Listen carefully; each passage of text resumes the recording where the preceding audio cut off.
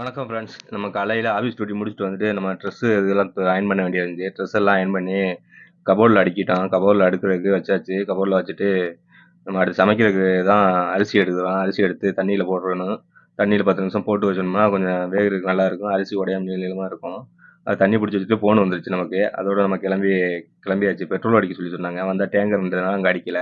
பக்கத்து பெட்ரோலுக்கு போயிட்டு பெட்ரோல் அடிச்சுட்டு, அங்கேருந்து அடிச்சுட்டு திரும்பி வந்து காய்கறி கடைக்கு வந்தான். காய்கறி கடைக்கு வந்துட்டு என்ன வாங்க வந்தோம்னா, காய்கறி கடையில பேரிச்சம்பழம் தான். பேரிச்சம்பழம் வாங்கிட்டு அங்கேருந்து கிளம்ப வேண்டியது தான் அங்கேருந்து.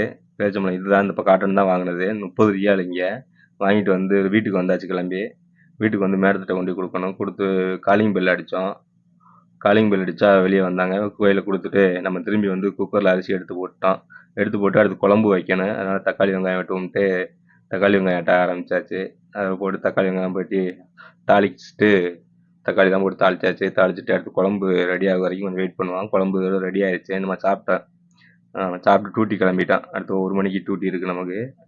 ஏன்னா இடையில எப்போ டியூட்டி வரும்னு தெரியாது. அதனால நமக்கு கொஞ்சம் டைம் கிடைக்கிற நேரமே நமக்கு தேவையானதை நம்ம செஞ்சுக்கணும்.